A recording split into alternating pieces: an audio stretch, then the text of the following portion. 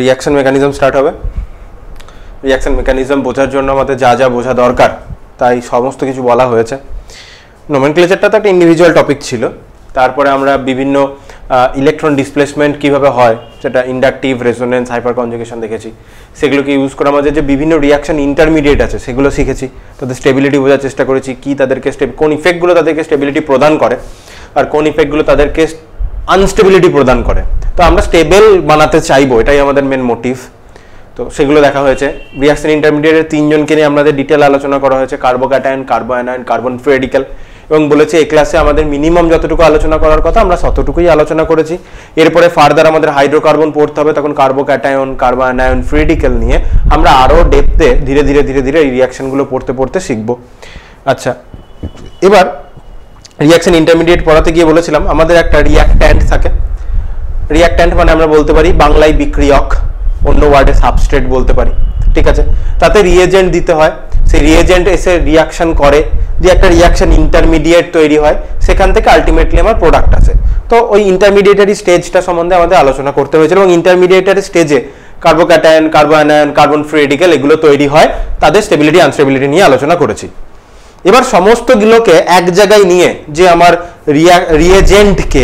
Reagent reaction করছে সাবস্ট্রেটের সাথে, দিয়ে আমার মানে রিঅ্যাক্ট্যান্টকে রিয়েজেন্ট রিঅ্যাকশন করছে, রাইট। তো তার ফলে মানে বিক্রিয়কের সাথে কিছু কেমিক্যাল রিয়েজেন্ট আছে, তারা রিঅ্যাকশন করবে, তারা বিক্রিয়া জাততে পরিণত হবে, তার ফলে মাঝখানে ইন্টারমিডিয়েট থাকবে, কখনো কখনো আমাদের ট্রানজিশন স্টেটেরও ব্যাপার আছে, কি ডিফারেন্স সেটা তো আমরা দেখবো। এবার সমস্তগুলোকে এক জায়গায় নিয়ে আমরা টোটাল পিকচারটা দেখবো, ওটাই হচ্ছে আমার রিঅ্যাকশন মেকানিজম। আর বইয়ে কিছু ছোট ছোট কথা বলেছে, দেখ আমরা রিঅ্যাকশনের ক্রিয়া কৌশল মানে রিঅ্যাকশন মেকানিজমকে আমরা কার্বনের যে বন্ডটা বিভেদন হবে, স্বাভাবিক রিঅ্যাকশন হচ্ছে মানে কার্বনের বন্ড ক্লিভ হচ্ছে, পুরনো বন্ড ভাঙছে, বিক্রিয়কের বন্ড ভাঙছে, তার ফলে বিক্রিয়াজাত তৈরি হলে নতুন কিছু বন্ড ফর্ম হচ্ছে। তাহলে কার্বনের সাথে কার্বনের বন্ড ভেঙে যাওয়ার উপর নির্ভর করে আমরা মেকানিজমকে দুভাগে ভাগ করতে পারি। একটা হচ্ছে মুক্তমূলক ক্রিয়া কৌশল, মানে যেখানে কার্বন ফ্রি রেডিক্যাল তৈরি হওয়ার মাধ্যমে রিঅ্যাকশন হচ্ছে, আর সেকেন্ডটাকে আমরা বলতে পারি পোলার বা আয়নীয় ক্রিয়া কৌশল, যেখানে কার্বোক্যাটায়ন বা কার্বো অ্যানায়ন তৈরি হচ্ছে। আমরা যে তিনটিকে নিয়ে ডিটেলে আলোচনা করেছি সেই তিনজনের নাম নিয়েই বললাম। ফ্রি রেডিক্যাল মেকানিজমের মধ্যে কি হচ্ছে, মুক্তমূলক গঠনের মাধ্যমে যে রাসায়নিক বিক্রিয়া হয়, ঠিক আছে। মুক্তমূলক গঠনের মাধ্যমে যে রাসায়নিক বিক্রিয়া হয় সেটা প্রতিস্থাপন হতে পারে, দ্রুত বিক্রিয়া হতে পারে, দ্রুত মানে জাস্ট অ্যাডিশন রিঅ্যাকশন হচ্ছে, এই টাইপের হতে পারে। আচ্ছা, এগুলো নিয়ে তো পরে পড়া হবে, ডিটেলে ভালো করে পড়বো, জাস্ট এখানে ডেফিনেশনটা বলে দিয়েছে।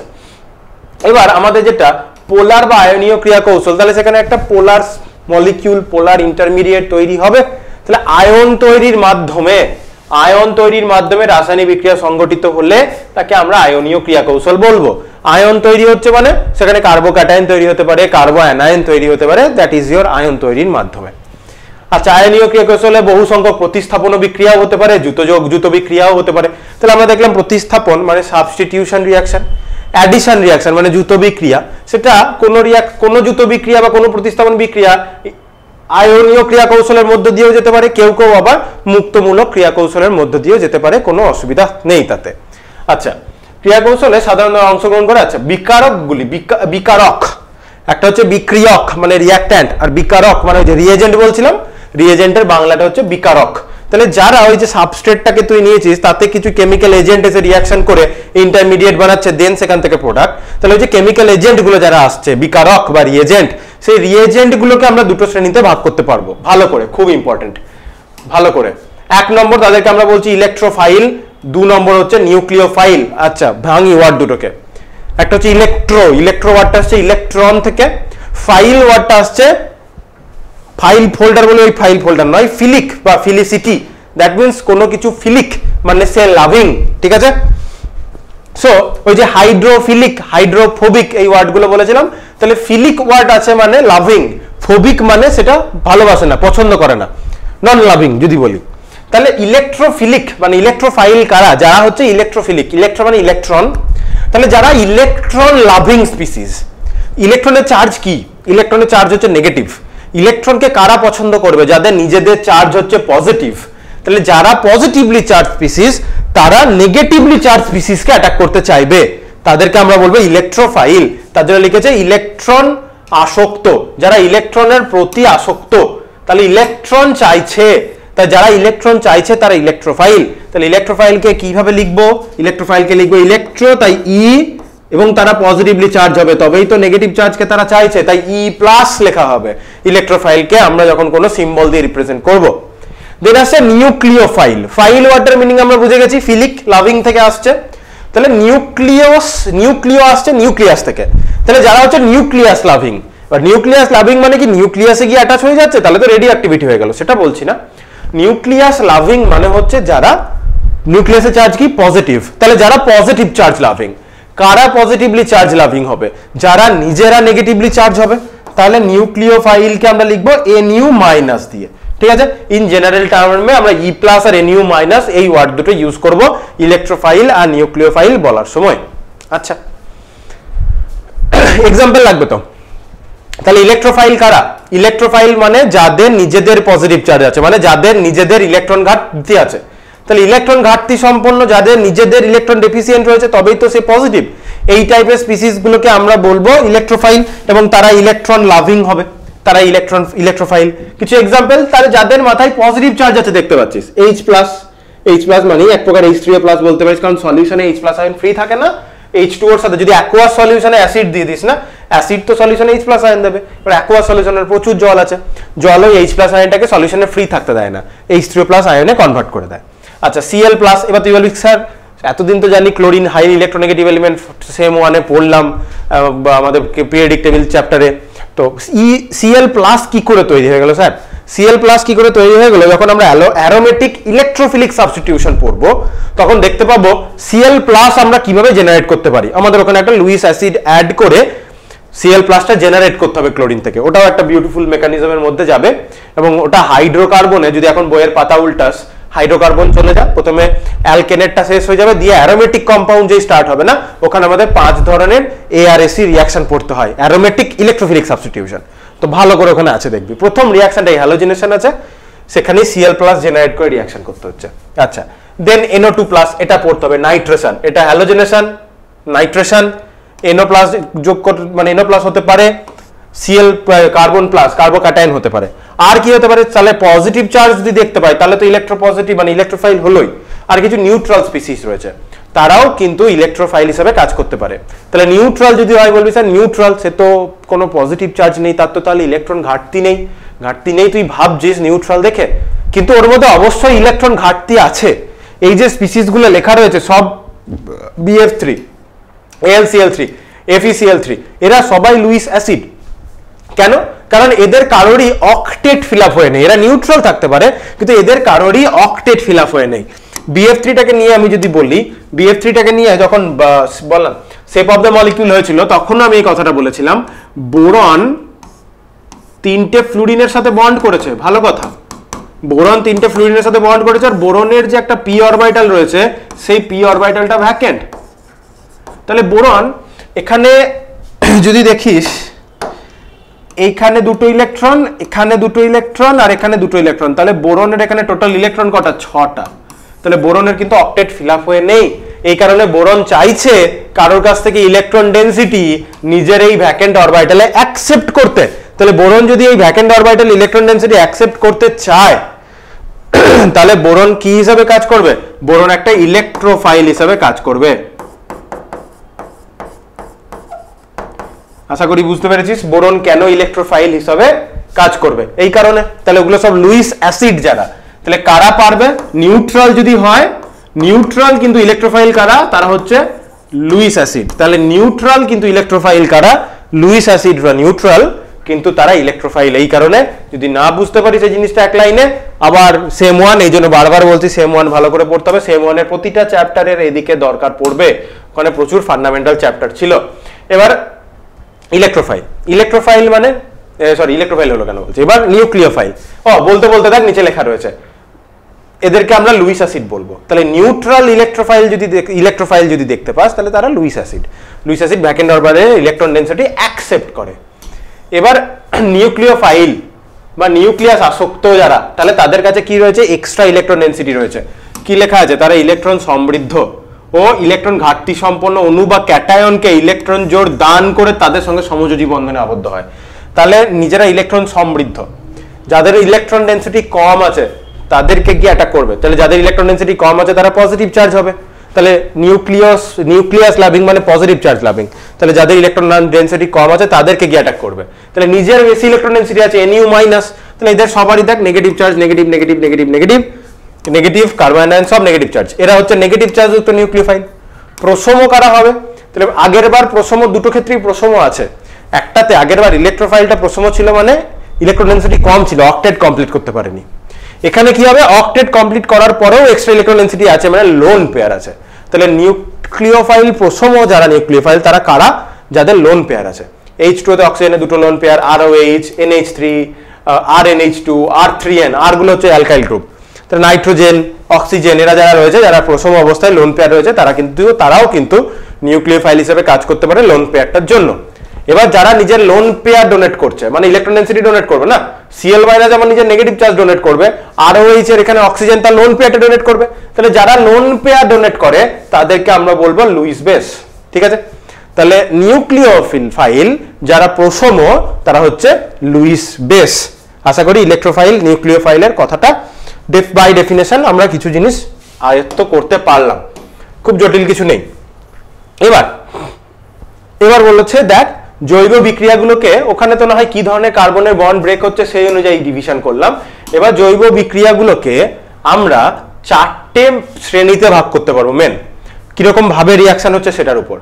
একটা হচ্ছে প্রতিস্থাপন বিক্রিয়া বা সাবস্টিটিউশন রিয়াকশন। সাবস্টিটিউশন রিয়াকশনের মিনিংটা হচ্ছে, আমি যদি তোকে একটু বোঝানোর চেষ্টা করি, ওয়েট একটু দ্বারা দুটো পেন দিয়ে বিষয়টাকে বোঝানোর চেষ্টা করি।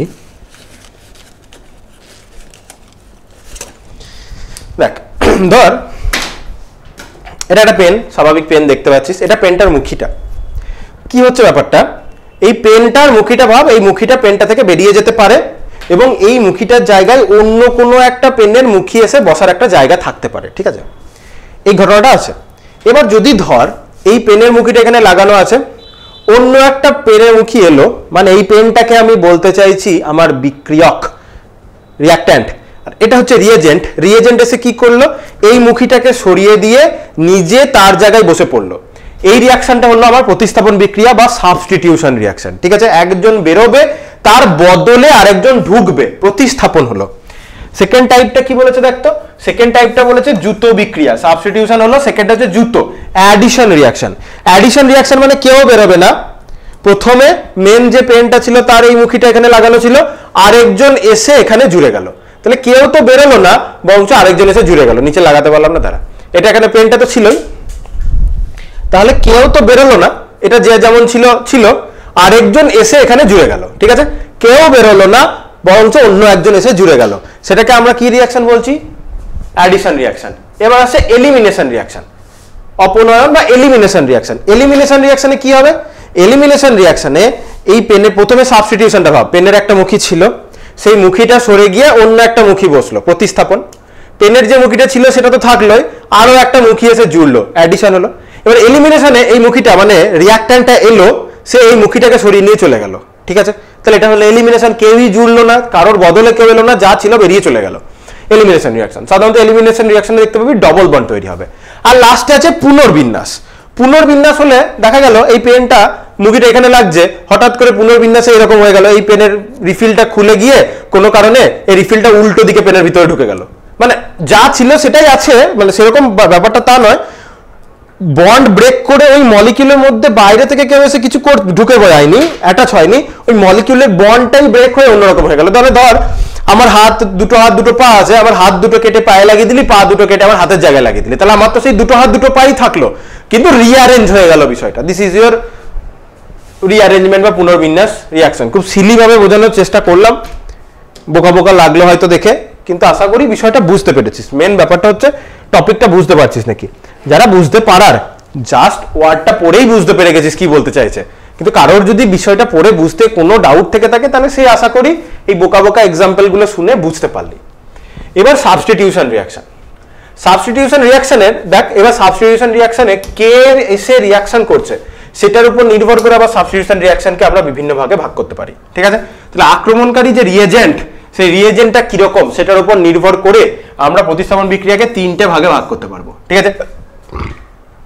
যদি নিউক্লিওফাইল এসে রিয়াকশন করে Nu-, তাহলে সেটা নিউক্লিওফিলিক সাবস্টিটিউশন রিঅ্যাকশন বলবো। যদি আবার ইলেকট্রোফাইলেসে রিঅ্যাকশন করে, ওই যে বললাম না অ্যারোমেটিকে আমরা রিঅ্যাকশন বলবো অ্যারোমেটিক ইলেকট্রোফিলিক সাবস্টিটিউশন, তখন ইলেকট্রোফাইলেসে সাবস্টিটিউশন করছে। নিউক্লিওফাইলেসে সাবস্টিটিউশন করতে পারে, মুক্তমূলক প্রতিস্থাপনও হতে পারে। এখানে আমরা যে টপিকটাকে নিয়ে খুব ভালোভাবে একটু ডিটেলে এবার আলোচনা করব সেটা হচ্ছে নিউক্লিওফিলিক সাবস্টিটিউশন রিঅ্যাকশন। কি বললাম? নিউক্লিওফিলিক সাবস্টিটিউশন রিঅ্যাকশনটাকে নিয়ে আমরা এই মোমেন্টে ডিটেলে আলোচনা করব। ইলেকট্রোফিলিক সাবস্টিটিউশন রিঅ্যাকশনটা নিয়ে এর পরের পেজে অল্প করে বলা রয়েছে, এই ইলেকট্রোফিলিক সাবস্টিটিউশন রিঅ্যাকশনটাকে নিয়ে অল্প করে বলা রয়েছে, কিন্তু এই ইলেকট্রোফিলিক সাবস্টিটিউশন রিঅ্যাকশনটাকে মোটামুটি হাফ পাতার মধ্যে কমপ্লিট করে দিয়েছে, কিন্তু অত কম নয়, কারণ আমরা যখন হাইড্রোকার্বন পড়বো, হাইড্রোকার্বনে এই টপিকটাকে নিয়েই আমাদের অনেকটা ডিটেলে পড়তে হবে। তো মনে করিস না যে এখানে নিউক্লিওফিলিক সাবস্টিটিউশনটাকে নিয়ে অনেকটা বলেছে, ইলেকট্রোফিলিক সাবস্টিটিউশনটা ছোট করে বলেছে, অত ইম্পর্টেন্ট নয় তা নয়। আসলে ছোট করে বলেছে তার কারণ ম্যাক্সিমাম মানে প্রচুর ওয়েতে প্রচুর ডিটেলে আমাদের এটা হাইড্রোকার্বনে পড়তে হবে। যাই হোক, আমরা নিউক্লিওফিলিক সাবস্টিটিউশন রিঅ্যাকশনটা পড়ি, এখানে কিন্তু কিছু বিষয় বুঝতে হবে। তাহলে আমরা নিউক্লিওফিলিক সাবস্টিটিউশন রিঅ্যাকশনটার দিকে এগোই। নিউক্লিওফিলিক সাবস্টিটিউশন রিঅ্যাকশন প্রথম এইভাবে লেখা থাকবে, দেখবি SN সাবস্টিটিউশন নিউক্লিওফিলিক 1, আর একটা হবে SN2, SN1 আর SN2 এই দুটোকেই ছোট ক্লাসে পড়তে হয়। এছাড়া SNI, SN1 dash, SN2 dash এরকম করে অনেক ধরনের রিঅ্যাকশন হয়, ছোট ক্লাসের ব্যাপার নয়, সেটা আমাদের SN1 পড়লেই হবে আপাতত। এবং SN2, এবার SN1 এর মিনিংটা বোঝাচ্ছি, আগে SN মিনিংটা বুঝি। তাহলে SN1 তো সাবস্টিটিউশন নিউক্লিওফিলিক, তার নিউক্লিওফাইলেসে সাবস্টিটিউশনটা করছে এবং এটা ইউনিমলিকুলার রিঅ্যাকশন। তাহলে কিছু জিনিস আগে দেখি, মলিকুলারিটি অফ আ রিঅ্যাকশন কাকে বলে? এটা কেমিক্যাল কাইনেটিক্সের টপিকে। কেমিক্যাল কাইনেটিক্স তোরা পরের সেমে, আমি সিলেবাসটা এখন মনে পড়ছে না, 12 এর আমাদের একটা ইম্পর্টেন্ট ফিজিক্যাল কেমিস্ট্রি চ্যাপ্টার, তো থার্ড সেম বা ফোর্থ সেমের মধ্যে কোনো একটা সেমে আছে, প্রবাবলি হয়তো থার্ড সেমেই আছে, সিলেবাসটা একবার দেখতে হবে, মনে নেই, মানে নেক্সট সেমিস্টারগুলোর মধ্যে পড়বি, অবশ্যই পড়বি। তাহলে মলিকুলারিটি অফ আ রিঅ্যাকশন মানে হচ্ছে একটা পার্টিকুলার রিঅ্যাকশনের একটা সিঙ্গেল স্টেপে যতগুলো মলিকিউল বা অ্যাটম নিজেদের মধ্যে কোলাইড করে প্রোডাক্টটা কনভার্ট করছে সেটাকে আমরা বলছি মলিকুলারিটি। যেমন আমি যদি বলি কোনো একটা সিঙ্গেল স্টেপে 2 এর সাথে বি রিঅ্যাকশন করে প্রোডাক্ট তৈরি করছে, তাহলে এই সিঙ্গেল স্টেপ রিঅ্যাকশন যদি সিঙ্গেল স্টেপ রিঅ্যাকশন হয়, মাল্টি স্টেপ রিঅ্যাকশন যদি না হয়, সিঙ্গেল স্টেপ রিঅ্যাকশনের ক্ষেত্রে এখানে দুটো আর এখানে একটা, তাহলে তিনজন নিজেদের মধ্যে কোলাইড করছে, তাহলে এই রিঅ্যাকশনের মলিকুলারিটি কত হলো? 3 হলো, 3 মলিকুলার রিঅ্যাকশন। সেরকমই SN1 মানে সাবস্টিটিউশন হচ্ছে নিউক্লিওফাইলের দ্বারা সাবস্টিটিউশন হচ্ছে, কিন্তু ইউনিমলিকুলার রিঅ্যাকশন। তুই বলি সাবস্ট্রেট থাকবে নিউক্লিওফাইল থাকবে, তাহলে তো দুজন এমনিই হয়ে যাচ্ছে, তাহলে ইউনিমলিকুলার কি করে হয়? বায়োমলিকুলার হওয়ার কথা, তো তাহলে তো সবই তো SN2 হওয়ার কথা। SN1 এর মিনিংটা কি হচ্ছে? এবার এই যে বললাম, প্রথমে আমি মলিকুলারিটি ডেফিনেশনটা বললাম, একটা সিঙ্গেল স্টেপে যতগুলো অ্যাটম নিজেদের মধ্যে কোলাইড করে প্রোডাক্ট, অ্যাটম বা মলিকিউল কোলাইড করে প্রোডাক্ট বানাচ্ছে, সেটাকে আমরা বলছি মলিকুলারিটি। এই ডেফিনেশনগুলো পড়তে হবে, কাইনেটিক্সে আমরা অ্যাজ এ বই থেকেই পড়বো, তখন আবার বলা হবে, এখন বুঝে থাকলে কি তখন একবার বললেই মনে পড়ে যাবে। আচ্ছা, এবার আমরা বুঝবো এলিমেন্টারি রিঅ্যাকশন আর একটা কমপ্লেক্স রিঅ্যাকশন। এলিমেন্টারি রিঅ্যাকশন কি? যে রিঅ্যাকশন একটা সিঙ্গেল স্টেপেই কমপ্লিট হয়ে যায়।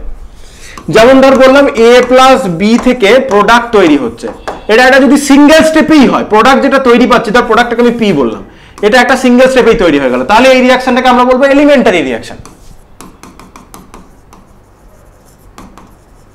এলিমেন্টারি রিঅ্যাকশন বলবো, ঠিক আছে। এবার ধর কমপ্লেক্স রিঅ্যাকশন কাকে বলবো? কমপ্লেক্স রিঅ্যাকশন হচ্ছে যখন কোনো একটা রিঅ্যাকশন অনেকগুলো এলিমেন্টারি রিঅ্যাকশন নিয়ে তৈরি হয়, তখন তাকে বলবো কমপ্লেক্স রিঅ্যাকশন। যেমন আমি অ্যাজ এ এক্সাম্পল ধর বললাম A এর সাথে টোয়াইস বি রিঅ্যাকশন করে এখানে সি দিল, ঠিক আছে। এই সি এটা একটা ইন্টারমিডিয়েট, এই সি এখন আবার একটা A এর সাথে রিঅ্যাকশন করে ডি দিচ্ছে, ঠিক আছে। তাহলে এই দুটো ধরলাম, তাহলে এটা একটা কমপ্লেক্স রিঅ্যাকশন, কারণ আমি আলটিমেটলি রিঅ্যাকশনটা হয়তো লিখতে চাইছি টোয়াইস এ প্লাস টোয়াইস বি থেকে ডি কোনো একটা প্রোডাক্ট পাচ্ছি, এটা মেন রিঅ্যাকশন। কিন্তু এই রিঅ্যাকশনটাকে অ্যানালিসিস করে তুই দেখলি টোয়াইস এ আর টোয়াইস বি রিঅ্যাকশন করে ডাইরেক্টলি ডি তৈরি হচ্ছে না, প্রথমে A এর সাথে টোয়াইস বি রিঅ্যাকশন করে সি দিচ্ছে, সি যেটা তৈরি হলো সেটা আবার একটা A এর সাথে রিঅ্যাকশন করে ডি দিচ্ছে, তাহলে এই দুটো রিঅ্যাকশনকে তুই যদি যোগ করিস এদিকে সি কেটে যাবে, দুটো A মানে টোয়াইস এ প্লাস টোয়াইস বি থেকে কি তৈরি হলো? ডি। তাহলে তুই দেখতে পাচ্ছিস এই যে রিঅ্যাকশনটা, এই রিঅ্যাকশনটা একটা সিঙ্গেল স্টেপে হচ্ছে না, স্টেপ 1 এবং স্টেপ 2 মিলে তৈরি হচ্ছে, ঠিক আছে। তাহলে যখন কোনো একটা রিঅ্যাকশনের যে প্রোডাক্ট সেটা সিঙ্গেল স্টেপে নয়, মাল্টিপল স্টেপ নিয়ে তৈরি হবে, তখন সেই রিঅ্যাকশনকে আমরা বলবো কমপ্লেক্স রিয়াকশন। কেন বলছি এই কথাগুলো? SN1 SN2 বোঝার জন্য দরকার পড়বে, ঠিক আছে? বেশ, কমপ্লেক্স রিয়াকশন বুঝলাম, এলিমেন্টারি রিয়াকশন বুঝলাম। এবং আরো একটা কথা, কমপ্লেক্স রিয়াকশনের যে প্রতিটা ইন্ডিভিজুয়াল স্টেপ কিন্তু এলিমেন্টারি, ঠিক আছে? প্রতিটা ইন্ডিভিজুয়াল স্টেপ কিন্তু এলিমেন্টারি, ঠিক আছে? এটা বলে রাখতে হবে। কমপ্লেক্স রিয়াকশনের প্রতিটা ইন্ডিভিজুয়াল স্টেপ এলিমেন্টারি, কিন্তু কমপ্লেক্স রিয়াকশন কিন্তু একা কমপ্লিট হয়ে যাচ্ছে না, অনেকগুলো এলিমেন্টারি স্টেপ নিয়ে হচ্ছে। আমি আরবিটারিলি একটা ABCD দিয়ে বোঝানোর চেষ্টা করলাম ব্যাপারটা। এবার SN1 এর ব্যাপারে আসতে গেলে আরো কিছু বুঝতে হবে। এবার একটা রিয়াকশনের রেট বুঝতে হবে, বুঝলি? রিয়াকশনের রেট কি জিনিস? রিয়াকশনের রেট এই বিষয়ে কোথাও কি আমি আলোচনা করেছিলাম? রিয়াকশনের রেট সম্বন্ধে না, আলোচনা করিনি, তার কারণ এখনো কেমিক্যাল ইকুইলিব্রিয়াম বা ওইসব জিনিসপত্রগুলো পড়াইনি। ওখানে রেট অফ রিয়াকশন আছে, ওটাও কাইনেটিক্সেরই পার্ট। তো কেমিক্যাল ইকুইলিব্রিয়া তো পড়াতে হবেই, সেখানেও আবার রেট অফ দ্য রিয়াকশন আবার আসবে। রিয়াকশনের রেট মানে আমরা কি বলতে চাইছি? রিয়াকশনের রেট মানে হচ্ছে রেগুলার লাইফে আমরা যে ভেলোসিটি বুঝি, তো আমি যদি বলি ভেলোসিটি ভি, ফিজিক্সের যে ভেলোসিটি ভি, তাহলে ভেলোসিটি ভি তার ফর্মুলা কি লিখবো? সে কতটা ডিস্টেন্স গেল কতটা টাইমে dx dt। তো এটার মানে কি? x2 মাইনাস x1 ডিস্টেন্সে গেছে t2 মাইনাস t1, এটাই ভেলোসিটি, রাইট? তাহলে একটা রিয়াকশনের রেট মানে কি? একটা রিয়াকশনের রেট মানে হচ্ছে কোন একটা রিয়াকশনের ভেলোসিটি। এবার সেটা কি রিয়াকশনের ভেলোসিটি? মানে তো রিয়াকশনটা কোথাও তো ডিস্টেন্স ট্রাভেল করছে না। তাহলে রিয়াকশনের ভেলোসিটি মানে কি বলতে চাইছি? রিয়াকশনের ভেলোসিটি মানে বলতে চাইছি, ধর A প্লাস বি রিয়াকশন করে P প্রোডাক্ট দিল, তাহলে এই রিয়াকশনের রেট কি হবে? এত জটিলতা না বাড়িয়ে আমি রিয়াকশনটাকে আরেকটু ইজি করে দিই। ডাইরেক্ট ধর A থেকে P প্রোডাক্ট তৈরি হচ্ছে, তাহলে এই রিয়াকশনের রেট ইকুয়াল টু আমরা কি লিখবো? এই রিয়াকশনের রেট ইকুয়াল টু লিখবো D concentration change of A আপন DT, রাইট? এবার A এর কনসেন্ট্রেশন সময়ের সাথে সাথে কমে যাচ্ছে, তাই এখানে একটা minus, equal to D concentration change of P আপন DT, ব্যাপার একই, এটা তৈরি হচ্ছে বলে প্লাস। এটাকে যদি ভেঙে লিখি, এটার মানে হচ্ছে যে T2 টাইমে A এর কনসেন্ট্রেশন মাইনাস T1 টাইমে A এর concentration divided by T2 minus T1, এটাই দাঁড়ালো যে P এর কনসেন্ট্রেশন T2 টাইমে মাইনাস P এর কনসেন্ট্রেশন এক নম্বরে মানে T1 টাইমে divided by T2 minus T1। এখানে নেগেটিভ সাইনটা বসলো যেহেতু A সময়ের সাথে সাথে ডিকে করে যাচ্ছে, যেহেতু A2 এর ভ্যালুটা A1 এর থেকে তো কম আসবে, কারণ A2 তো A থেকে P তৈরি হচ্ছে, তাহলে A এর পরিমাণটা সময়ের সাথে সাথে কমছে। তাহলে T2 টাইমে যে A2 কনসেন্ট্রেশনটা পাবো সের ভ্যালুটা A1 এর থেকে কম হবে, কারণ কনসেন্ট্রেশন কমে গেল। এই বিয়োগফলটা নেগেটিভ আসবে, এবং নেগেটিভ রেটের তো মিনিং নেই, সেই নেগেটিভ রেটটাকে পজিটিভ করে নেওয়ার জন্য আগে একটা নেগেটিভ দেওয়া রয়েছে। যাক, এই জিনিসটাকে আমরা রেট বলছি। এমনিতে কোনো বস্তুর ভেলোসিটি মানে সে কতটা ডিস্টেন্স যাচ্ছে আপন কতটা টাইমে। এখানেও হচ্ছে যে সাবস্ট্রেটের কনসেন্ট্রেশন কতটা কমছে বা প্রোডাক্টের কনসেন্ট্রেশন কতটা বাড়ছে সার্টেন টাইমে বা ইউনিট টাইমে আমরা যদি বলি, ঠিক আছে? তাহলে রেটের ইউনিটটা এখানে কি দাঁড়াবে? যদি আমি ভেলোসিটির ইউনিট বলি, এটা কিলোমিটার পার আওয়ার, তাহলে কত কিলোমিটার যাচ্ছে প্রতি ঘন্টায়, তাহলে ইউনিট কি? Kilometre per hour. আর আমরা বলতে পারি মিটার পার সেকেন্ড, যেভাবেই বলি না কেন বলতে পারছি। সেরকমই রেটের ইউনিট কি হবে? উপরের কনসেন্ট্রেশন চেঞ্জ, নিচে টাইম চেঞ্জ। যেমন দেখ, ডিস্টেন্স চেঞ্জের ইউনিট তো সেই ডিস্টেন্সের ইউনিট, তাহলে কনসেন্ট্রেশন চেঞ্জের ইউনিট কনসেন্ট্রেশনের ইউনিট হবে, সেটা কি? মোল পার লিটার, মানে মোল লিটার ইনভার্স টাইমে আপন সেকেন্ড, তাহলে এটাকে লেখা যায় মোল লিটার ইনভার্স সেকেন্ড ইনভার্স, এটা তার ইউনিট হবে। এটা হচ্ছে রেট, বোঝা গেছে? তাহলে রেট তো না আমরা বুঝলাম, SN1 SN2 বুঝতে রেটের ব্যাপারটা লাগবে। এবার আমাদের বুঝতে হবে রেট ল কাকে বলে। এ থেকে পি, এই রিয়াকশনের যদি আমরা রেট ল লিখতে চাই, ঠিক আছে? রেট ল, এটা একটা ইকুয়েশন হবে। রেট ল মানে হচ্ছে কোন একটা রিয়াকশনের রেট সেটা ডাইরেক্টলি প্রপোর্শনাল হবে তার সাবস্ট্রেট যেটা আছে তার কনসেন্ট্রেশনের উপর। এখানে এক্স ওয়াই জেড অনেক কিছু পাওয়ার চাপবে, যেটাকে আমরা বলি অর্ডার অফ আ রিয়াকশন। এখানে 1a আছে বলে যে পাওয়ারটা এখানে 1 হয়ে যাবে তার কোনো গ্যারান্টি নেই। এটা এলিমেন্টারি রিয়াকশন হলে হবে, নন এলিমেন্টারি মানে কমপ্লেক্স রিয়াকশন হলে হবে না। এক্সপেরিমেন্ট থেকে বুঝতে হবে। তাই আমি এই অর্ডার অফ আ রিয়াকশনের ঝামেলাতেই এই মোমেন্টে যাচ্ছি না। ওটা যখন আমি কেমিক্যাল কাইনেটিক্স পড়াবো তখন তো অর্ডার অফ আ রিয়াকশন দিয়ে ইম্পর্টেন্ট খুব কোশ্চেন হয়। সো অর্ডারের ব্যাপারে আমি এখন যাচ্ছি না। এর পাওয়ার আমি বলছি, এর কিছু একটা পাওয়ার হবে, অলওয়েজ ওখানে 1 থাকবে না। এক্স ওয়াই জেড কিছু একটা পাওয়ার হবে, যেটা এক্সপেরিমেন্ট করে বুঝতে হবে। এখন ধরে নিলাম তর্কের খাতিরে এর পাওয়ার 1 সুবিধার রাখার জন্য। বেশ, তাহলে এটাকে পরের লাইনে আমরা লিখতে পারবো rate equal to K rate constant into A, ঠিক আছে, এটাকে আমরা বলি রেট ল। তাহলে রেট ল বুঝতে পেরে গেলাম। তাহলে আমরা রিয়াকশনের রেট কাকে বলে বুঝলাম, রেট ল কি করে লিখতে হয় বুঝলাম। জাস্ট কিভাবে লিখতে হয় বিষয়টা মোটামুটি বলছি। কাইনেটিক্স তো পরের সেমিস্টারে পড়াবো, তখন পরের সেমিস্টার বা ফোর্থ, থার্ড বা ফোর্থ, আশা করি থার্ডেই আছে, একবার দেখতে হবে সিলেবাসটা। যাই হোক, নেক্সট যে সেমিস্টারগুলো আসছে সেখানে তো আবার কাইনেটিক্স পড়াবো, তখন ডিটেইলেই এগুলো বলবো। এবার দেখ, এলিমেন্টারি রিয়াকশন যেটা সিঙ্গেল স্টেপে হয় তাকে নিয়ে কোনো প্রবলেম নেই, প্রবলেম কমপ্লেক্স রিয়াকশনকে নিয়ে। এবার কমপ্লেক্স রিয়াকশনের রেট তুই কি করে বলবি? কমপ্লেক্স রিয়াকশনটা তো ডাইরেক্টলি 2a + 2b থেকে d তৈরি হয়ে যাচ্ছে না, ও প্রথমে c তৈরি করছে দেন d তৈরি হচ্ছে, টোটালটা মিলে হচ্ছে। তাহলে কমপ্লেক্স রিয়াকশনের রেট আমি কোনটাকে ধরে বলবো? তাহলে কমপ্লেক্স রিয়াকশন করার সময় আমাকে দেখতে হয় কমপ্লেক্স, ভালো করে নোট ডাউন করে নিতে পারিস খাতাতে, ধীরে ধীরে বলছি। কমপ্লেক্স রিয়াকশনের রেট বলার সময় আমাকে দেখতে হয় ওই কমপ্লেক্স রিয়াকশনের যে মাল্টিপল এলিমেন্টারি রিয়াকশন নিয়ে একটা কমপ্লেক্স রিয়াকশন তৈরি, ওই এলিমেন্টারি রিয়াকশনগুলোর মধ্যে কোন স্টেপটা সবথেকে স্লোয়েস্ট দেখতে হয়। ধরে নিলাম স্টেপ 1টা হচ্ছে স্লো স্টেপ, ঠিক আছে, ধরে নিলাম, আর এটা হচ্ছে ফাস্ট, ধরে নিলাম আরবিটারিলি স্টেপ 1টা স্লোটা, এক্সপেরিমেন্টালি দেখতে হবে কোন স্টেপটা স্লো। তাহলে যে স্টেপটা স্লো সেই স্টেপটাই ওভারঅল রিয়াকশনটা কতটা স্পিডে হবে, কতটা স্লো হবে, ওই কনসেন্ট্রেশন কমাটা কত তাড়াতাড়ি হবে, বা প্রোডাক্টের কনসেন্ট্রেশন বেড়ে যাওয়াটা কতটা তাড়াতাড়ি হবে না স্লো হবে, মানে মধ্যে কথা রিয়াকশনের যে রেটটা সেটা ডিটারমাইন করবে এই সবথেকে স্লো স্টেপটাই। তাহলে স্লো স্টেপকে আমরা বলি rate determining step, rate determining step, RDS. তাহলে কি বললাম, তাহলে কোন একটা কমপ্লেক্স রিয়াকশন অনেকগুলো এলিমেন্টারি রিয়াকশন নিয়ে তৈরি, ওই অনেকগুলো এলিমেন্টারি রিয়াকশনের মধ্যে যে স্টেপটা সবথেকে স্লো সেটাকেই আমরা বলবো রেট ডিটারমিনিং স্টেপ, এবং ওই স্লোয়েস্ট স্টেপে যারা ইনভলভ তাদেরকে ধরেই আমাকে রেট লটাকে লিখতে হবে। তাহলে এই যে দুটো স্টেপ নিয়ে যে কমপ্লেক্স রিয়াকশন, তার 1 নম্বর রিয়াকশনটা হচ্ছে স্লোয়েস্ট, এটাই রেট ডিটারমিনিং স্টেপ। তাহলে এই ইকুয়েশনটাকেই আমরা রেট ল লেখার জন্য ইউজ করব। আশা করি বুঝতে পারা গেছে।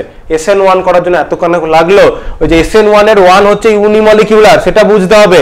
এবার কেন রেট লতে আমরা নিউক্লিওফাইল ইনভলভ হচ্ছে কি হচ্ছে না সেটা কি করে বুঝবো, তার জন্য আমাদের স্লোয়েস্ট স্টেপের কনসেপ্ট বুঝতে হবে।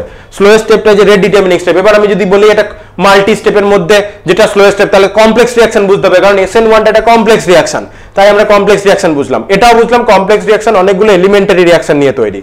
সেই এলিমেন্টারি রিয়াকশনে যেটা স্লোয়েস্ট স্টেপ সেটাই রেট ডিটারমাইনিং স্টেপ, সেটাই রেট লতে যায়। স্লোয়েস্ট স্টেপটা কি করে মাপি? রেট দিয়ে মাপি। রেট লটাকে আমাদের এভাবে লিখতে হয়, কেমিক্যাল কাইনেটিক্সের জিনিস। তো সেই জিনিসগুলো ছোট করে আমি যতটা সম্ভব বলে নিলাম। এগুলো নিয়ে ডিটেলে আমরা আবার নেক্সট যে সেমিস্টার আসছে, যে সেমিস্টারে আমাদের কাইনেটিক্স থাকবে, কেমিক্যাল কাইনেটিক্স, আমরা সেখানে এগুলোকে নিয়েই ডিটেল আলোচনা হবে, শুধুমাত্র এসবের উপরে একটা ইন্ডিভিজুয়াল চ্যাপ্টার। সো ডিটেলে আমরা নেক্সট পড়বো। এবার SN1 রিয়াকশনটা বোঝার চেষ্টা করি। আমি একটা রিয়াকশন লিখে নিই।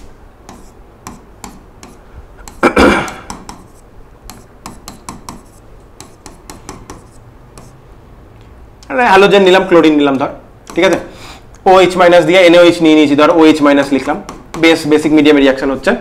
সেখান থেকে এটা হচ্ছে সাবস্ট্রেট, এটা হচ্ছে রিয়েজেন্ট, সেখান থেকে প্রোডাক্ট তৈরি হবে।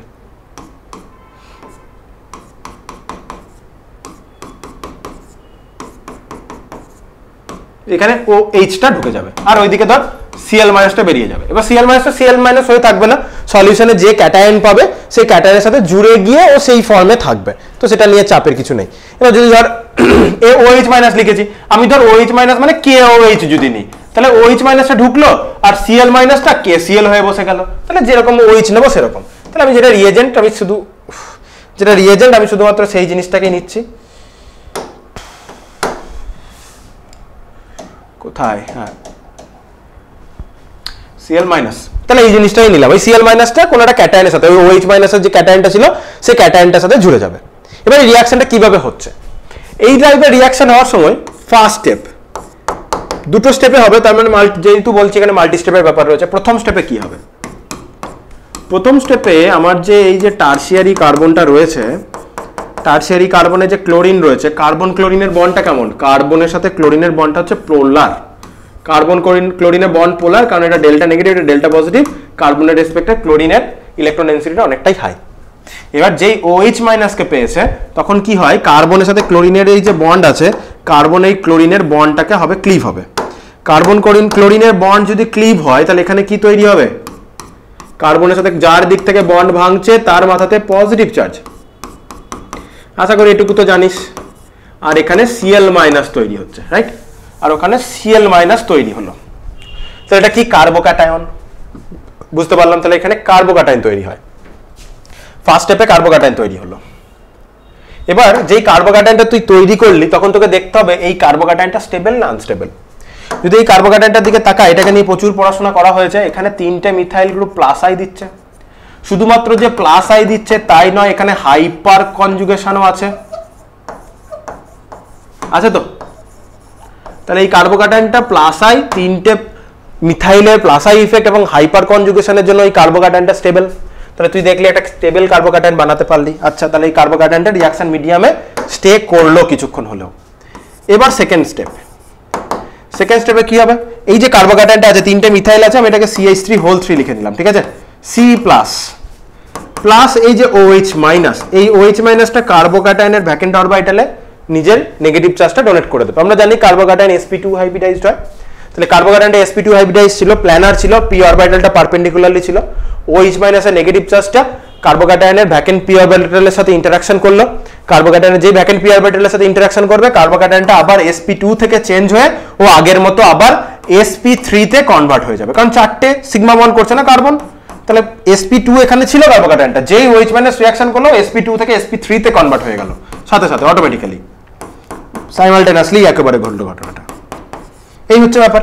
এবার এই দুটো স্টেপকে নিয়ে তুই যদি জুড়ে দিস, তাহলে দেখ এই ইন্টারমিডিয়েটের সাথে ইন্টারমিডিয়েট কেটে যাবে, তাহলে CH3 এটা OH মাইনাস থেকে এই কম্পাউন্ড তৈরি হলো আর Cl মাইনাস, তাহলে দেখ যেটা প্রোডাক্ট লিখেছিলাম সেটাই আমরা পাচ্ছি। ওই আগের যে এক্সাম্পলটা আমি এই যে কমপ্লেক্স রিঅ্যাকশন এক্সাম্পল হিসেবে এটা যেটা দেখালাম, এরকম টাইপেরই ঘটনা হলো। এখানে ইন্টারমিডিয়েটটা ছিল কার্বোক্যাটায়ন, বাকি টোটালটা জুড়ে দিয়ে রিঅ্যাকশন। তাহলে SN1টা হচ্ছে একটা কমপ্লেক্স টাইপের রিঅ্যাকশন, ঠিক আছে?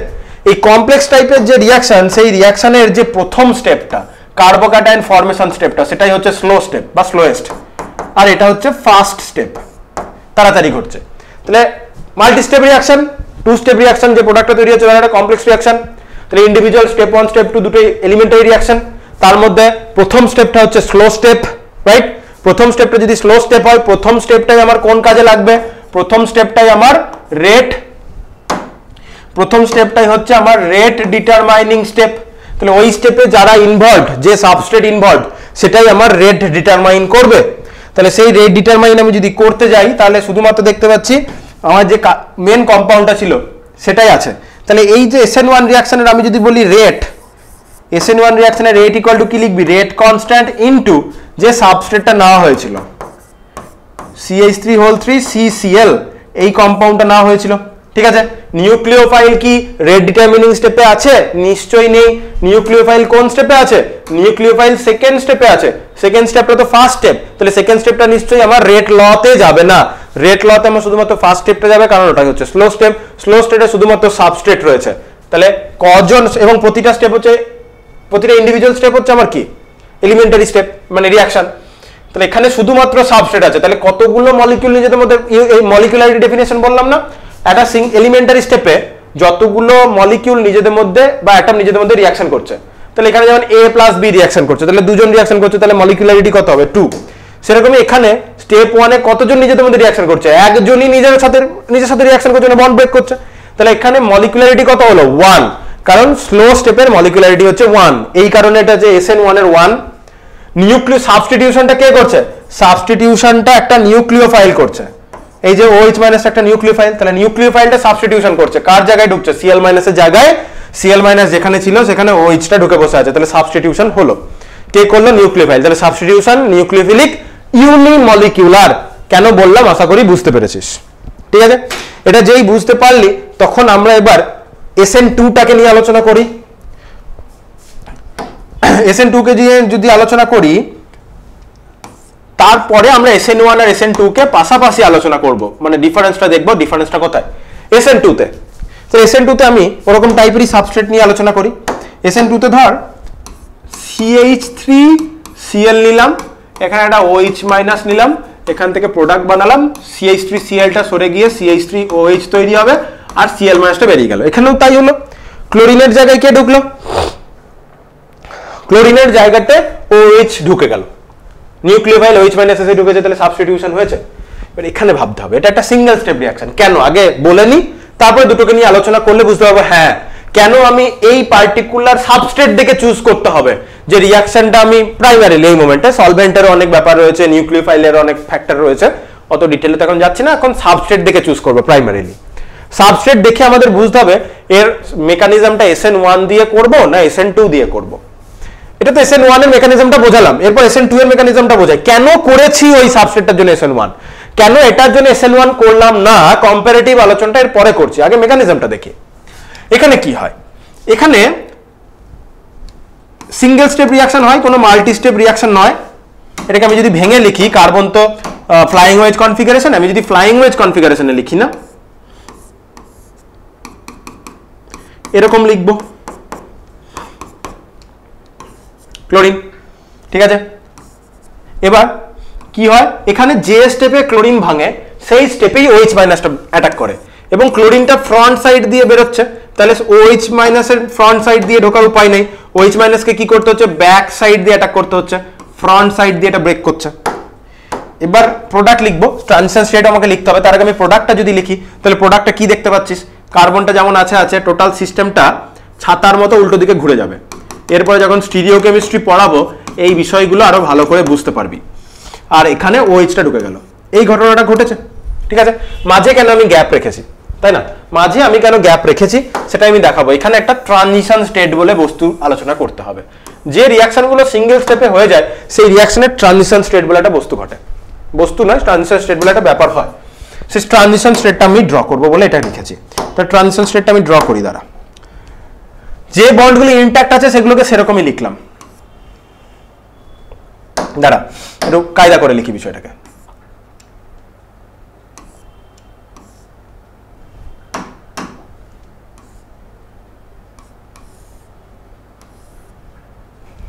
একটু ওয়েট কর, ভালো করে ড্র করি বিষয়টা।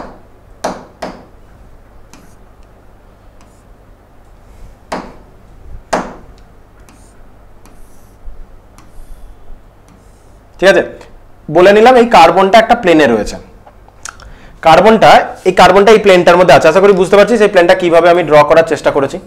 এটা প্লেনে আছে, ঠিক আছে, এই প্লেনেই কার্বনটা আছে, আশা করি বুঝাতে পারছি। এবার এই প্লেনের এদিক বরাবর এখানে একটা হাইড্রোজেন আছে যেটাকে আমি অ্যাবভ দ্য প্লেন বলতে পারি,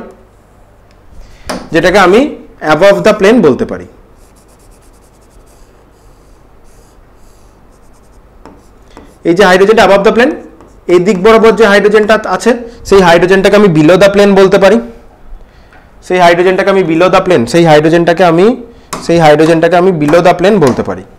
তাহলে এরকম করে একটা বিলো দ্য প্লেন হাইড্রোজেন আছে, অ্যাবভ দ্য প্লেন এখানে হাইড্রোজেন রয়েছে এরকম করে, আর এই বরাবর একটা স্ট্রেট উপরের দিকে একটা হাইড্রোজেন আছে এই প্লেনটার মধ্যেই, ঠিক আছে, হাইড্রোজেন আছে। এটা একটা এরকম করে আমার হাতের তালুর প্লেনে এরকম করে বসে রয়েছে। ফ্রন্ট সাইড দিয়ে ক্লোরিনটা বেরিয়ে যাচ্ছে, ব্যাক সাইড দিয়ে OH মাইনাস এসে বন্ড করছে। তাহলে ক্লোরিন বেরিয়ে যাচ্ছে, ট্রানজিশন স্টেটে ক্লোরিন বেরিয়ে যাচ্ছে, কিন্তু এখনো ক্লোরিন পুরোপুরি বেরিয়ে যায়নি। তাহলে বন্ডটা ডট ডট ডট ক্লোরিন বেরিয়ে যাওয়ার চেষ্টা করছে, ঠিক আছে। আর ব্যাক সাইড দিয়ে কি হওয়ার চেষ্টা হচ্ছে, ব্যাক সাইড দিয়ে OH মাইনাসে ঢোকার চেষ্টা করছে। OH মাইনাস এখনো পুরোপুরি বন্ড করে উঠতে পারেনি, OH মাইনাসও এখানে বন্ডটা করার চেষ্টা করছে, ঠিক আছে। ক্লোরিন বেরিয়ে যাচ্ছে এখান থেকে কি আকারে বেরোচ্ছে, এখানে কি লিখবো, ক্লোরিন বেরিয়ে যাচ্ছে Cl মাইনাস হয়ে, রাইট, ক্লোরিন বেরিয়ে যাচ্ছে Cl মাইনাস হয়ে। তাহলে এখন যখন bond break dot dot dot dot হতে যাচ্ছে, তাহলে ক্লোরিন এখনো যেহেতু পুরোপুরি নেগেটিভ হয়ে যায়নি, বন্ড পুরোপুরি ভাঙেনি বলে ক্লোরিন ডেল্টা নেগেটিভ। OH নিজের নেগেটিভ চার্জটা কার্বন সেন্টারকে দিয়ে দিচ্ছে, কিন্তু এখনো পুরো নেগেটিভ চার্জটা দিয়ে নিজে নিউট্রাল হয়ে উঠতে পারেনি, এখানে কি হবে, ডেল্টা নেগেটিভ। এই হচ্ছে সিচুয়েশন। এটা টোটালটাকে আমি এরকম করে থার্ড ব্র্যাকেটের মধ্যে দিয়ে দেবো। এই জিনিসটাকে আমি বলবো ট্রানজিশন স্টেট। কি বলবো ট্রানজিশন স্টেট, ঠিক আছে। আর একটা কথা বলে রাখি কার্বন যে কার্বোক্যাটায়ন কার্বো আনায়ন ফ্রি রেডিক্যাল যে ইন্টারমিডিয়েট বলছি, ইন্টারমিডিয়েট গুলো রিয়েল এবং তাদেরকে রিয়াকশন মিডিয়ামে পাওয়া যায়, ট্র্যাক করতে পারবি, ডিটেক্ট করতে পারবি। কিন্তু এই যে ট্রানজিশন স্টেটের কথা বলছি এটা সম্পূর্ণরূপে ইমাজিনারি একটা বিষয়, ঠিক আছে। কি বললাম, ট্রানজিশন স্টেট হচ্ছে সম্পূর্ণরূপে ইমাজিনারি, এটার কোনো বাস্তব অস্তিত্ব নেই। আমরা বিষয়টাকে বোঝার জন্য নিজেদের মতো করে এটাকে করার চেষ্টা করেছি। এবার যদি লক্ষ্য করিস, ট্রানজিশন স্টেটে কার্বনের আশেপাশে টোটাল বন্ড কটা, 3টে হাইড্রোজেন বন্ড করে রেখেছে। ক্লোরিনটা এখনো পুরোপুরি বেরিয়ে যেতে পারেনি, ওএইচটা এখনো পুরোপুরি বন্ড করতে পারেনি, কিন্তু বন্ড করার চেষ্টা করছে। ক্লোরিনটাও বেরোনোর চেষ্টা করছে, তাহলে কার্বনের আশেপাশে ওরা তখন এক্সিস্ট করছে।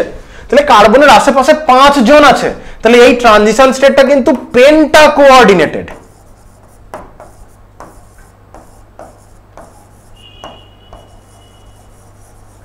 কি বললাম, এই ট্রানজিশন স্টেটটা কিন্তু পেন্টা কোঅর্ডিনেটেড। কার্বনের আশেপাশে তো 4 জনের বেশি কার্বন তো রাখতে চায় না। ট্রানজিশন স্টেট বলছে কার্বনের আশেপাশে 5 জন চলে এসেছে, তাহলে স্টেরিক ক্রাউডিং হচ্ছে। তাহলে কার্বনের আশেপাশে যদি এখানে এগুলো হাইড্রোজেন না হয়ে কোনো বাল্কিয়ার গ্রুপ হতো, বড় বড় গ্রুপ হতো, তাহলে তারা এখানে থেকে এই OH ক্লোরিন এদের সাথে এবং নিজেদের মধ্যে কি করতো, প্রচুর পরিমাণে স্টেরিক করতো, যদি এইগুলো হাইড্রোজেন না হয়ে বড় বড় বাল্কিয়ার গ্রুপ হতো। ঠিক আছে, তাই SN2 রিঅ্যাকশনের ক্ষেত্রে ট্রানজিশন স্টেটটা বড় গ্রুপ মানে বাল্কিয়ার গ্রুপ আছে কি নেই সেই বিষয়টা লক্ষ্য করতে হয়। আর SN1 এর জন্য আমাকে দেখতে হয় সাবস্ট্রেট থেকে লিভিং গ্রুপ। Clটাকে কি বলছি, এটাকে আমরা বলছি লিভিং গ্রুপ। ঠিক আছে, এটাকে কি বলবো, living group, Lg, life's good নয়, সেই Lg নয়, তাহলে এটাকে আমরা বলবো লিভিং গ্রুপ। তাহলে যেটা বন্ড ব্রেক করে বেরোবে, সেটা বেরিয়ে যাওয়ার পর যে কার্বোক্যাটায়নটা তৈরি হবে, সেই কার্বোক্যাটায়নটা স্টেবল না আনস্টেবল সেটা তোকে প্রথমে বিবেচনার মধ্যে আনতে হবে। ঠিক আছে, এবার আলোচনা করছি SN1 না SN2 কিভাবে বুঝবো। সাবস্ট্রেট দেখে তোকে একটা সাবস্ট্রেট দিয়ে দিলাম র্যান্ডমলি। সাবস্ট্রেট দেখে তোকে এখন ভাবতে হবে যে লিভিং গ্রুপ যেটা আছে সেই লিভিং গ্রুপটাকে বার করে দিলে যে কার্বোক্যাটায়নটা তৈরি হলো, সেই কার্বোক্যাটায়নটা কি স্টেবল তৈরি হচ্ছে না আনস্টেবল তৈরি হচ্ছে। যদি দেখিস কার্বোক্যাটায়নটা স্টেবল তৈরি হচ্ছে, তাহলে সেই কার্বোক্যাটায়নটাকে তুই বানাবি, দিয়ে সেকেন্ড স্টেপে তুই নিউক্লিওফাইল দিয়ে অ্যাটাক করিয়ে প্রোডাক্ট আনবি, মানে SN1 মেকানিজমের মধ্যে দিয়ে নিয়ে যাবি।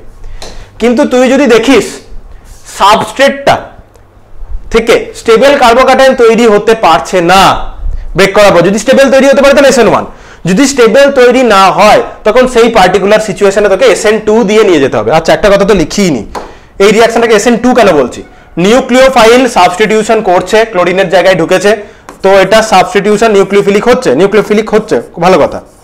রেট লেখার সময় আমরা rate equal two rate constant, এখানে দেখতো রিএজেন্ট মানে সাবস্ট্রেট এবং নিউক্লিওফাইল দুটোই কিন্তু ইনভলভ, কারণ এটা কনসার্টেড ম্যানারে হচ্ছে, মানে সিঙ্গেল স্টেপ রিঅ্যাকশন হচ্ছে। সিঙ্গেল স্টেপ রিঅ্যাকশন, এখানে কোনো স্টেপ 1 স্টেপ 2 নেই, স্লো ফাস্ট বলার কিছু নেই। তুই যদি মা বাবার একটাই ছেলে হোস তাহলে বড় মেজো ছোটর কোনো ব্যাপার আসছে না, সেরকমই এটা যদি সিঙ্গেল স্টেপে হয় স্লো ফাস্টের কোনো ব্যাপার নেই, একটাই তো স্টেপ। তাহলে একটা সিঙ্গেল স্টেপে যারা যারা আছে সবাই রেট লতে আসবে। তাহলে এই সিঙ্গেল স্টেপে দেখ সাবস্ট্রেটও রয়েছে, রিএজেন্টও রয়েছে। তাহলে সাবস্ট্রেটটা হচ্ছে CH3Cl, রিএজেন্ট হচ্ছে নিউক্লিওফাইলটা মানে OH মাইনাস। তাহলে দুজনই রয়েছে, তাহলে দুটো মলিকিউল নিজেদের মধ্যে কোলাইড করে প্রোডাক্ট আনছে। তাহলে কি মলিকিউলার, বাইমলিকিউলার রিঅ্যাকশন। আচ্ছা, এবার যে কম্পারেটিভ আলোচনাটা করছিলাম এটা বলতে তখন ভুলে গেছিলাম। কম্পারেটিভ আলোচনাটাতে তাহলে কি দাঁড়ালো, যদি তুই স্টেবল কার্বোক্যাটায়ন বানাতে পারিস তাহলে রিঅ্যাকশনটাকে কোন মেকানিজমের থ্রু নিয়ে যাবি, স্টেবল কার্বোক্যাটায়ন বানাতে পারলে SN1। ঠিক আছে, যদি স্টেবল কার্বোক্যাটায়ন না বানাতে পারিস তাহলে কোন মেকানিজমের থ্রু নিয়ে যাবি, SN2। এবার আরো একটা কথা বলি, যেমন দেখ টোটাল আমি সাবস্ট্রেটগুলো এক এক করে লিখতে থাকি।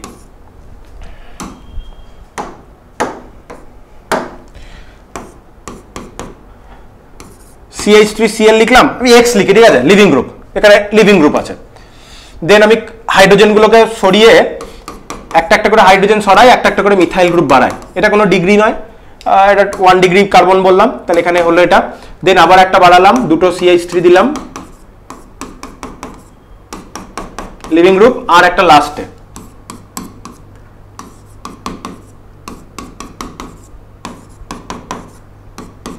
ঠিক আছে, বিষয়টাকে একটু ঠিক করে নি, একদম ওই সাইডে চলে গেছে,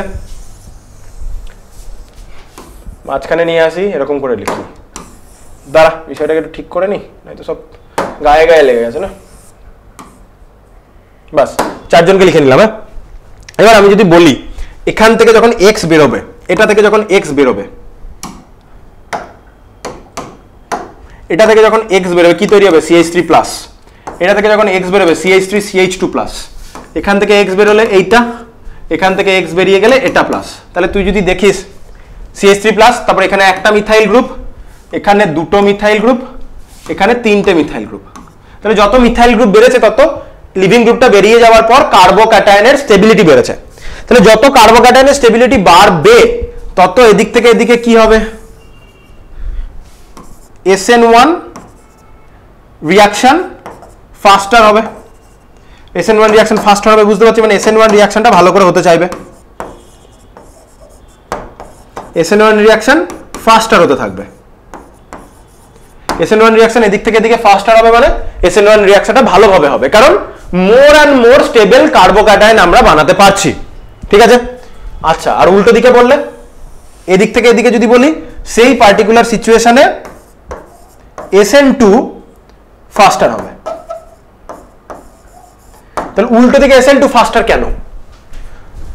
এইখানে দেখতে পাচ্ছিস, এইটাকে দিয়ে আমি যদি SN2 এর ট্রানজিশন স্টেটটা বানাতে চাই, এই এত বড় বাল্কি গ্রুপটাকে নিয়ে, অত বড় বাল্কি গ্রুপটাকে নিয়ে যদি আমি ট্রানজিশন স্টেটটা বানাতে চাই, তাহলে কার্বন এরকম করে মিথাইল গ্রুপটা থাকবে, 3টে মিথাইল গ্রুপ থাকবে, ফ্রন্ট সাইড দিয়ে ক্লোরিনটা বা লিভিং গ্রুপটা বেরিয়ে যাওয়ার চেষ্টা করছে, আর এই দিক থেকে নিউক্লিওফাইলটা ঢোকার চেষ্টা করছে। ঠিক আছে, তাহলে তুই ভালো করে দেখ, এই মিথাইল গ্রুপগুলো বড় গ্রুপ হওয়ার জন্য এরা এই নিউক্লিওফাইল বা লিভিং গ্রুপ এদের সবার সাথে কি তৈরি করবে, স্টেরিক হিন্ড্রেন্স করবে। তাহলে এই যে ট্রানজিশন স্টেটটা, সেই ট্রানজিশন স্টেটটা কি হয়ে যাবে, আনস্টেবল।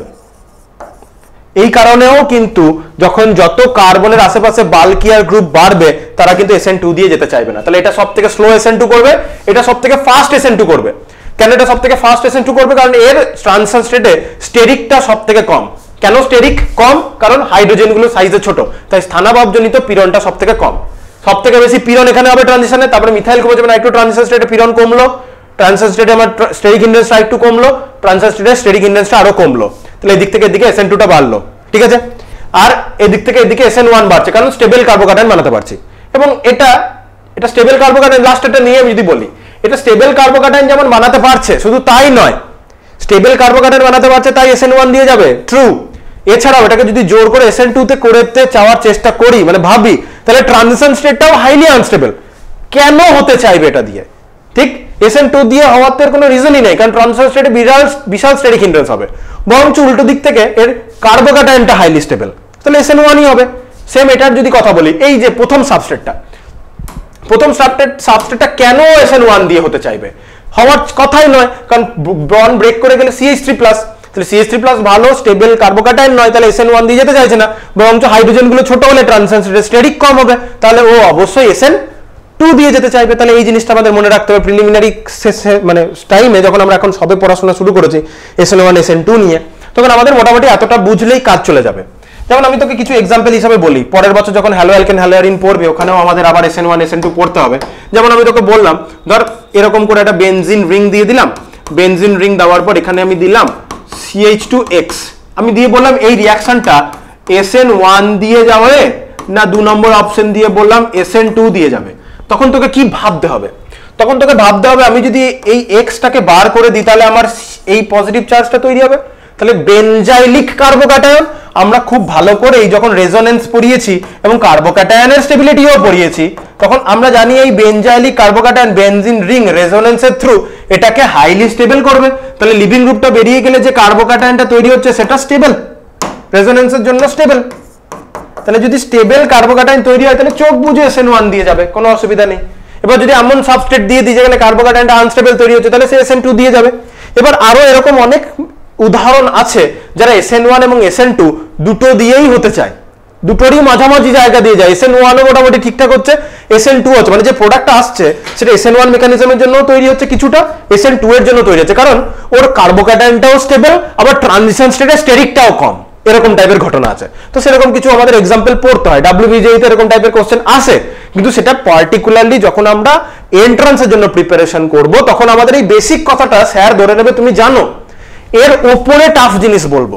তাহলে এই যে আজকে যে SN1 SN2 নিয়ে যে কথাগুলো বললাম, এটা হচ্ছে SN1 SN2 এর A ফর অ্যাপেলের মতো ব্যাপার, এইটুকু তো তোকে জানতে হবেই। ঠিক আছে, আর এই কাইনেটিক্সের যে জিনিসগুলো বললাম, এটা কেমিক্যাল কাইনেটিক্সের ডিটেলে পড়ানো হবে, চিন্তা নেই। তাহলে এই ছিল মোটামুটি, যদি আমি জিওসিতে SN1 SN2 এর just for the sake of মেকানিজমটুকু বোঝার চেষ্টা করি, এতটুকু। এবার মেকানিজমটাকে আমাকে আরো ফার্দার অনেক রিয়াকশনের উপর বুঝতে হবে, যে হ্যাঁ এখানে SN1 হচ্ছে, হ্যাঁ এখানে SN2 হচ্ছে। সেগুলো আমরা যখন হাইড্রোকার্বনে যাব এই যে মেকানিজম যেটা শিখলাম এটাকেই প্রচুর ধরনের রিয়াকশনে আমরা দেখবো, হ্যাঁ হচ্ছে, ঠিক আছে। মার্কনিক অফ অ্যাডিশন আমরা দেখবো, বিভিন্ন টাইপের রিয়াকশন মেকানিজম আমরা ধীরে ধীরে বুঝতে শিখবো। রিয়াকশন মেকানিজমটা তখনই ভালো করে ক্লিয়ার হবে যখন আমরা অনেক বেশি রিয়াকশন পড়বো। এখানে তো কোথায় রিয়াকশন পড়া হলো, এখানে জাস্ট বিষয়টাকে বোঝানোর জন্য একটা, আর এখানে একটা দুটো রিয়াকশন আর মিথাইল গ্রুপটাকে দিয়ে বলা হলো, শুধুমাত্র এটুকু তো অ্যাসপেক্ট নয়, এছাড়া তো আরো অনেক অ্যাসপেক্ট আছে। তার মধ্যে একটা দেখো আমি বেনজাইলিক সিস্টেমটা দিয়ে বলার চেষ্টা করলাম যে আরো অনেক অ্যাসপেক্ট আছে, এটুকুই শুধুমাত্র অ্যাসপেক্ট নয়, ঠিক আছে। এবার কার্বোকাটায়নের রিঅ্যারেঞ্জমেন্ট এসব করে অনেক কিছু পড়বো, হাইড্রোকার্বনে পড়বো, মেকানিজম গুলো ক্লিয়ার হবে। এর পরের ক্লাসে আর কিছু নেই, পরের ক্লাসে আমরা এলিমিনেশন রিঅ্যাকশনের বেসিক্সটা দেখবো, আর তোর দ্রুত বিক্রিয়া কিরকম টাইপের, এআরএসি রিঅ্যাকশনের বেসিক কথাটা বলবো। আর এআরএসি রিঅ্যাকশনটা এখানে এই চ্যাপ্টারে জিওসিতে খুব একটা বেশি দেখবি না, তার রিজনটা হচ্ছে বললাম হাইড্রোকার্বনের শেষের দিকে চলে যাবে, অ্যারোমেটিক কম্পাউন্ড আসবে, ওখানে এআরএসি নিয়ে ডিটেলে আছে, প্রচুর পড়তে হবে হাইড্রোকার্বনতে, ঠিক আছে। এই ছিল আমাদের SN1 SN2 রিঅ্যাকশন। পরের দিন আমরা পড়ে চ্যাপ্টারটা কমপ্লিট করে নেবো, আর একটা ক্লাসে আমরা প্রিভিয়াস ইয়ার দেখে নেবো, বাস তাহলে আমাদের জিওসি কমপ্লিট। জিওসি কমপ্লিট হয়ে যাচ্ছে মানে সেম ওয়ানে যে চ্যাপ্টারগুলো ছিল খুব ইম্পর্টেন্ট চ্যাপ্টার ছিল, some basic concepts of chemistry বা periodic table, atomic structure, bonding, এই চ্যাপ্টারগুলো মারাত্মক রকমের ইম্পর্টেন্ট চ্যাপ্টার ছিল, ফান্ডামেন্টাল চ্যাপ্টার। আর একটা ফান্ডামেন্টাল চ্যাপ্টার তোদের অ্যাড হলো, সেটা হচ্ছে জিওসি, এই যে জেনারেল অর্গানিক কেমিস্ট্রি যেটা পড়ছি, এই চ্যাপ্টারটা মারাত্মক ফান্ডামেন্টাল চ্যাপ্টার বাকি অর্গানিক বোঝার জন্য। এবং এই চ্যাপ্টারটা বুঝতে গেলে আগে যে জিনিসপত্রগুলো পড়ে এসেছিস সবগুলোরই কনসেপ্ট কিন্তু মোরাললেস লাগছে, এই জন্যই বলছি সেম ওয়ানটা কিন্তু খুব ইম্পর্টেন্ট ছিল, আর এখন এসে সেম টুটা কিন্তু খুব ইম্পর্টেন্ট হচ্ছে ফান্ডামেন্টাল কনসেপ্টের জন্য। তবে সেম 3 আর সেম 4 একদম কেমিস্ট্রি বুঝতে বা পড়তে কোনো অসুবিধাই হবে না, নিজেই পড়ে ফেলতে পারবি, কারণ বেসিক যেগুলো ফান্ডামেন্টাল সেগুলো তুই বুঝেই গেছিস। অন্য চ্যাপ্টারে যে নতুন টার্মিনোলজিগুলো আছে সেগুলো তো শিখবি, নতুন টার্মিনোলজিগুলো বোঝার জন্য যে ব্যাকের কনসেপ্টগুলো লাগবে সেগুলো জানা থাকলে নতুন চ্যাপ্টার পড়তে সুবিধা, এগুলোই ফাউন্ডিং পিলার নতুন চ্যাপ্টারগুলো বোঝার। তাই বারবার বলছি সেম ওয়ান ক্লিয়ার রাখতে হবে, এটাই আমার বলার। বেশ, এখানে তো SN1 SN2 হলো, পরের দিন আমরা বাকিটা চ্যাপ্টারটা শেষ করে দেবো, দেন প্রিভিয়াস ইয়ার, ঠিক আছে। তাহলে আজকে এতটাই থাকলো।